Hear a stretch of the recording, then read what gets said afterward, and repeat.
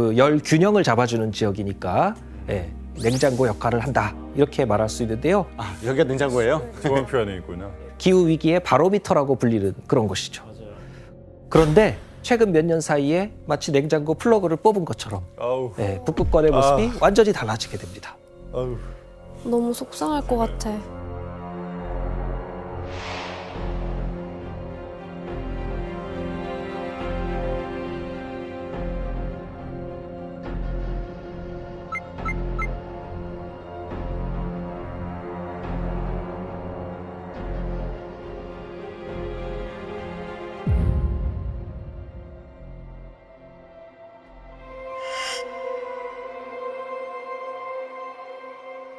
와.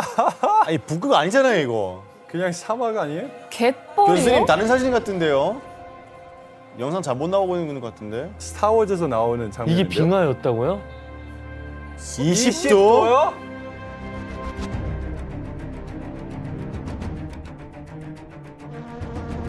목이 있다고? 거기에? 어머, 20도 말도 안 된다. 어쩜 아, 좋아. 끝났다 우리. 아우 저 목이 진짜. 어, 아니, 이렇게 푸릇하고? 북극 아닌 것 같은데. 긁을 수도 없고 아우, 어떡해. 와.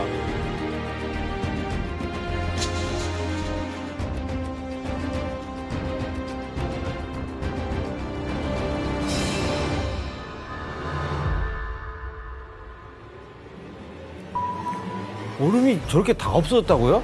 예, 북극 사과학이 아주 심각하죠. 예.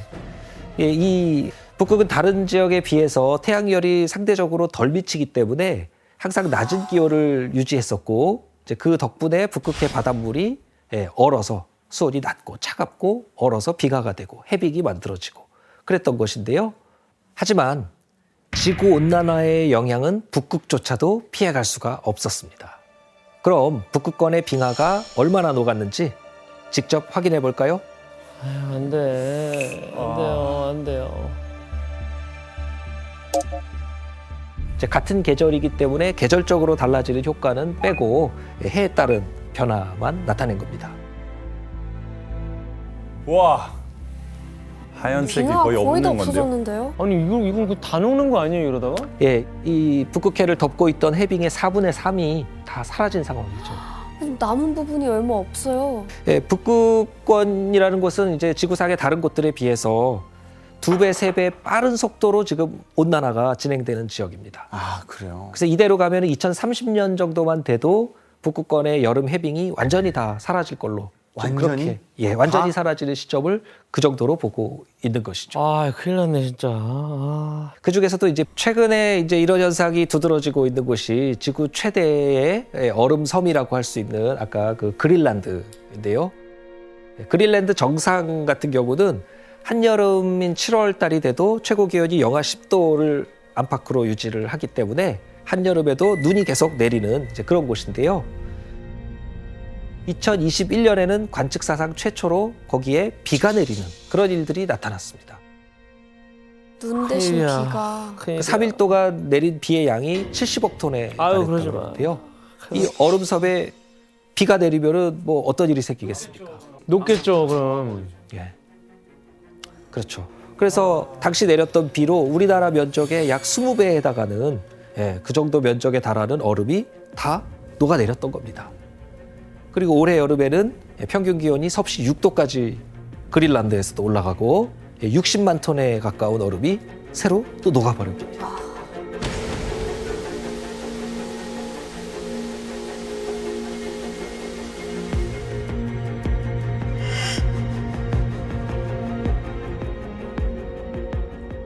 이게 다 녹으면 뭐가 제일 큰 문제가 돼요? 그러니까 일단 북극권의 비가가 이 지구에 이렇게 내려쬐고 있는 이 태양열을 반사하는 역할을 일종의 반사판 역할을 해주거든요. 하얗잖아요. 하얘니까.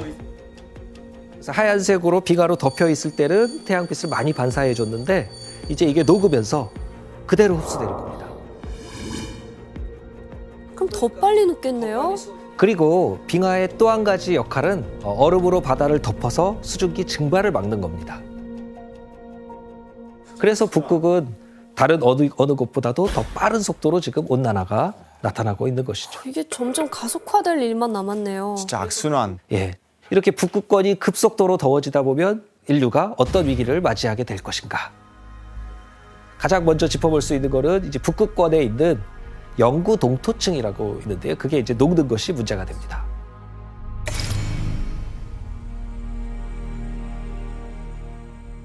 영구 동토라 그러면은 계절이 바뀌어도, 그러니까 즉 여름이 돼도 잘 녹지 않고 영하로 계속 유지가 되면서 계속 얼어 있는 땅이거든요.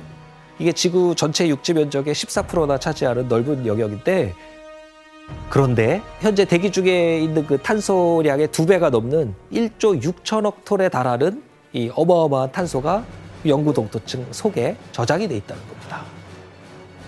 그러니까 이 영구 동토층이 녹으면 어떻게 되겠습니까? 탄소가 다 빠져나가겠네요? 그렇죠. 아니 안 돼. 네. 녹으면 안 돼요. 녹으면 안 되죠. 이게 지금 엄청난 이 탄소가 대기 중으로 다 나오게 되면 온실효과가 더 가속화되고, 그러면 온난화는 더 빨라지는 그런 악순환을 가져올 수 있는 것이죠. 이 영구 동토는 그야말로 이 얼음 속에 있는 시한폭탄 같은 지금 그런 상황입니다. 교수님, 그 영구 동토층이 녹고 있다는 어떤 뭐 징후들이 있나요? 예, 그런 여러 지구들이 있는데요. 실제로 2020년 6월에 세계에서 가장 추운 도시 중에 하나라고 알려진 북극권의 도시 러시아의 베르호얀스크. 이게 아무리 더운 여름이 돼도 평균 기온 20도를 안 넘던 그런 지역인데, 거기 기온이 무려 38도까지 네? 치솟는 그런 일이 벌어졌습니다.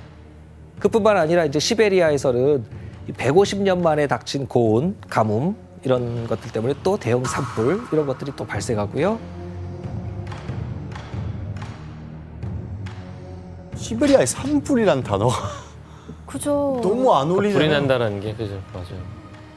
이런 기상 이변으로 인해서 이 집안이 이제 불안정해지고 이 얼어있던 땅에서 그 녹으니까 그 언 땅 위에 세워져 있던 광산, 공장, 뭐 송유관 시설 그러네. 이런 것들이 다 균열이 가고 있고요. 2019년에는 영구 동토층의 유류 저장고가 파열돼서 디젤 2만 톤이 유출되는 그런 사고도 발생했었습니다.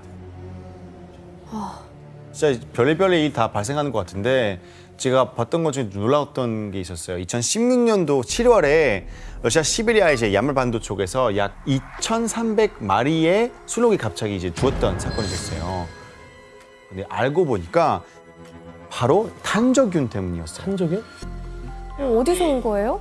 이 영구 동토에서 원래 이제 죽었던 순록들이 있었는데, 그 순록들이 옛날에 탄저균 통해서 이제 죽었나 봐요. 그래서 그 탄저균이 영구 동토가 녹으면서 다시 살아나가지고 감염이 되는 거죠. 빠져나왔구나. 빠져나와가지고. 그래서 이 순록들이 죽었다 하는데, 영구 동토층 안에서 어떤 바이러스 있을지는 모르잖아요. 그래서 많은 학자들이 진짜 너무 무섭다고 하고 그러니까 하는 수십만 년 게 동안 묻혀있던 몇백만 년 이상 있던 게 나올 수도 있는 거잖아요. 진짜 약간 공포 영화에서 나오는 그런 시나리오들만 지금 계속 얘기하고 있는 것 같아요.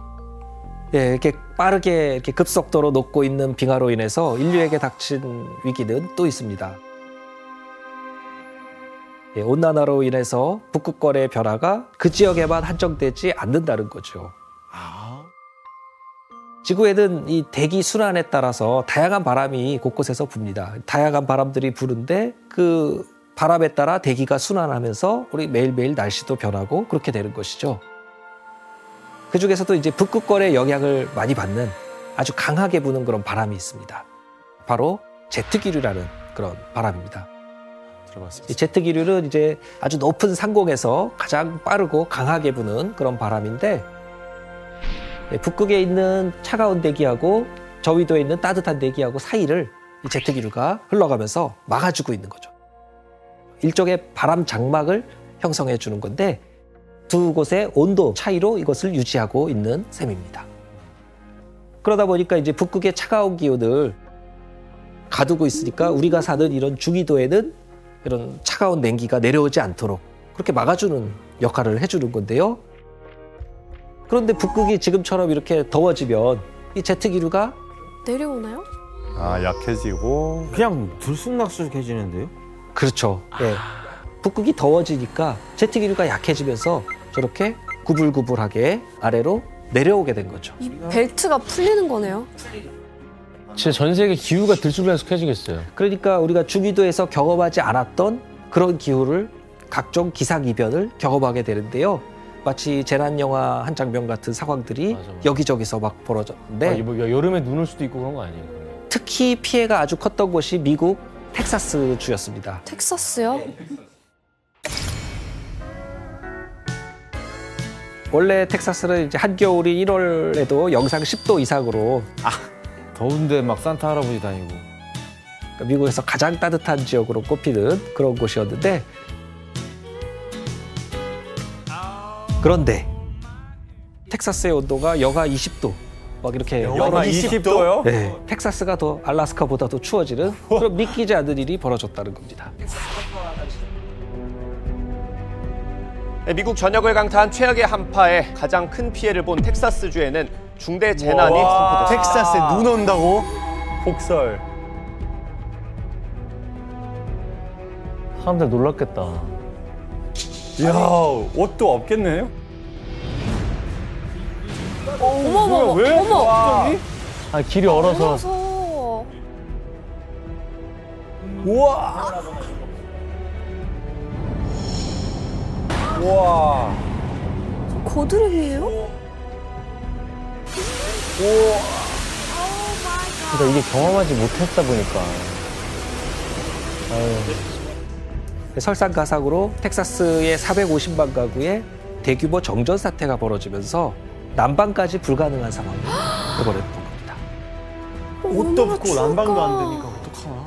주민들은 이제 전기가 끊겨 있는 동안에 장작을 만들어서 막 눈을 녹여서 식수도 만들고 그러면서 생존을 한 것이죠.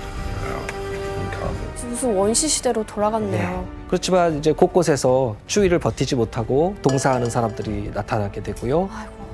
또 전기가 없으니까 다른 방식으로 난방을 하려고 하다가 집에 불이 나가지고 죽거나 뭐 일산화탄소 중독으로 사망하거나 이런 일들이 자꾸 벌어지고. 말도 안 돼요. 정말 이대로라면 정말 교수님 20년 안에 다 죽겠어요. 그리고 이 남극에는 종말의 방아쇠를 당기는 빙하가 있는데 과학자들이 이거를 운명의 날 빙하, Doomsday Glacier 막 이렇게 부릅니다. 뭐길래요? 정식 이름은 스웨이치 빙하.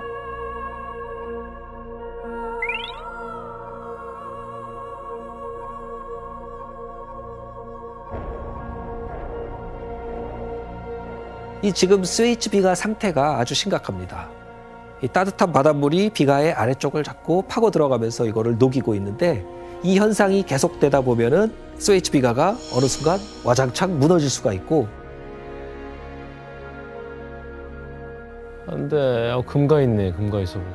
전체 남극 빙상의 어떤 그 코르크 마개 같은 역할을 하는 거라서 이 마개가 뽑히는 상황이 되는 거죠.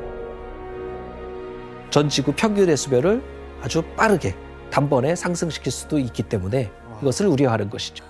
이야. 아직은 그 뭐 잠긴 나라는 없죠. 잠기고 있는 나라들이 있습니다. 예. 현재요? 예. 바로 남태평양에 있는 여러 섬나라들. 예를 들면 몰디브만 해도 맞아. 국토 면적의 80%가 해발 1m 이하인 우와. 섬나라라서 해수면이 지금처럼 상승하면은 얼마 지나지 않아서 몰디브가 아예 지도에서 사라지게 됩니다. 와, 몇 년 안에 그럴 수도 있겠네요. 또 그 남태평양의 투발루 같은 나라는 이미 지난 2000년도에 해수면 상승 때문에 공항이 있던 섬이 통째로 사라졌습니다. 아니 그리고 저기 이태리 베네치아도 좀 상승돼가지고 문제 생겼다고 들었던 것 같은데. 네, 맞습니다. 뭐 지구촌 곳곳에서 이 해수면 상승 그런 피해들을 과거와 다르게 점점 더 자주 겪고 있는데요. 이런 나라에서는 이게 생존을 위협하는 긴급한 문제이다 보니까 기후 위기의 심각성을 세계에 알리려고 노력들을 하고 있습니다. 뭐 하는 거야? 바닷속에서 뭐 하는 거지? 몰디브 대통령하고 정부 인사들이 2020년도에 바닷속에서 같이 내각 회의를 하는 모습을 갖다가 이렇게 찍어서 사람들에게 알린 건데요. 사진에서 지금 서명하고 있는 저 서류가 국제사회가 이 기후 위기에 더 적극적으로 대응해야 된다는 것을 촉구하는 그런 성명서입니다. 그러니까 이대로 가면은 머지않아서 우리 모두가 이런 상황에 직면할 것이다. 이런 거를 암시하려고 이런 퍼포먼스를 벌인 겁니다. 근데 이 해수면 상승은 이 몇몇 섬나라만 국한된 문제가 아닙니다. 아까도 말씀드린 것처럼 이 바다와 접해 있는 모든 나라, 모든 도시들이 다 잠재적으로 지금 위협을 받을 수 있는 그런 상황인데 우리나라도. 전 세계 인구 중에서 최소 1억 명 이상이 이 해수면 상승 영향을 곧 받게 될 것이다. 이렇게 추정이 되고 있습니다.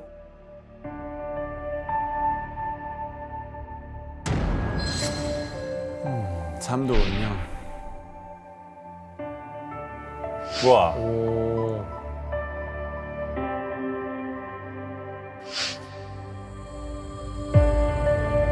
우와. 에? 전부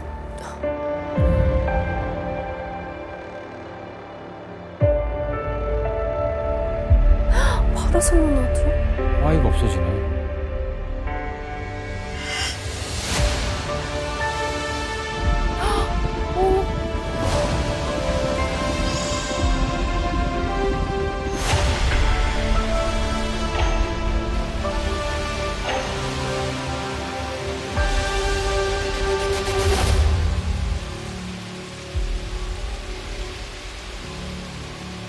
저렇게 된다는 거예요? 와, 부산이 이렇게 된다고?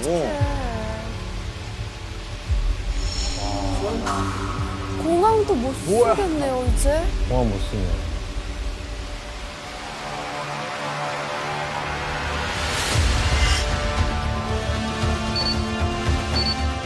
서해 쪽에.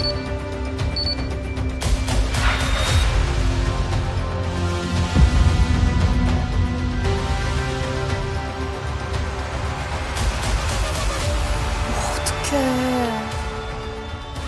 지금의 속도로 보면 저게 한 몇 년 뒤?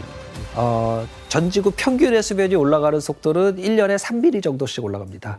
근데 이제 이 해수면 상승 속도가 과거에 비해서는 몇 배나 빨라진 것이죠. 이게 상승이 가속화되고 있어서 앞으로 어느 정도 속도로 올라갈지 이 전망도 여러 가지로 엇갈립니다. 그래서 지금 속도로 계속 이게 진행이 되면은 한 80년 정도 지났을 때, 그러니까 2100년 정도가 되면은 해수면이 한 1.1m 올라가겠다. 그 정도 전망을 하고 있는데 이거는 굉장히 보수적인 전망입니다. 보수적인 거라고요?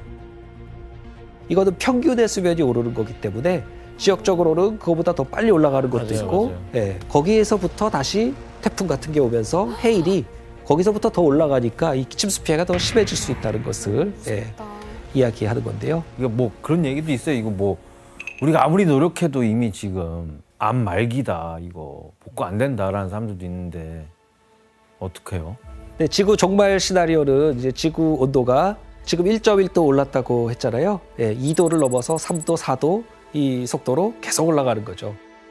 그러니까 만약에 우리가 지금처럼 온실가스를 계속 내보내면 수십 년 안에 2도 올라가는 그런 상황에 도달하게 됩니다. 그러면 이제 상황은 그 다음부터는 정말 돌이킬 수 없게 되는 건데요. 그런데 무서운 사실은 이미 1.1도 올랐는데 앞으로 10년 안에 0.4도가 더 올라가서 지구 평균 온도가 산업화 이전보다 1.5도 이상 올라가는 그 상황은 우리가 아무리 지금부터 노력을 해도 막기가 어렵다는 그런 전망입니다. 그래서 인류가 지구 온난화 수준을 막아야 되는 그 최후의 보루 저지선이 1.5도, 2도 이제 그 사이가 되는 것이죠. 그래서 지금 우리가 어떻게 노력하느냐에 따라 완전히 다른 미래가 우리에게 펼쳐질 것이다. 그럼 지금 우리는 어떤 노력을 해야 되느냐? 네. 간단합니다. 딱 두 가지입니다. 두 가지만? 간단하다고요?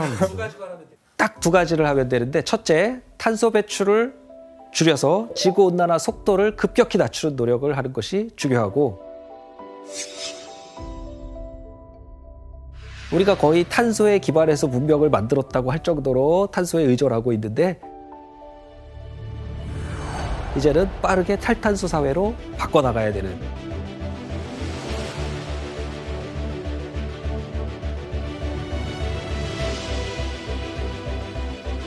우리나라에서 한 사람이 1년 동안 배출하는 탄소는 11.8톤, 세계 평균의 2.5배나 됩니다. 우리가 합리적인 소비를 하고 합리적인 투자를 할 때 정부와 기업을 바꿀 수가 있고 그걸 통해서 사회 전체를 바꿀 수가 있고. 자, 두 번째로 우리에게는 이 변화하는 기후에 적응하기 위한 노력이 필요합니다. 태풍 매미 이후 우리나라는 방제를 통해서 태풍 피해를 많이 줄여왔습니다. 이처럼 기후 위기에 있어서도 같은 노력이 필요한 것이죠. 급변하는 기후에 대응하고 피해를 줄이기 위한 실질적인 고민을 지금 시작해야 될 때인 겁니다. 이 지구온난화의 속도를 늦추는 일은 너무도 시급하고 절실합니다. 인류가 생존하기 위해서는 지금 우리가 바뀌어야 되는 것이고 이것을 깊이 새기고 행동하는 것이 오늘 우리가 기후변화의 역사를 공부하는 이유입니다.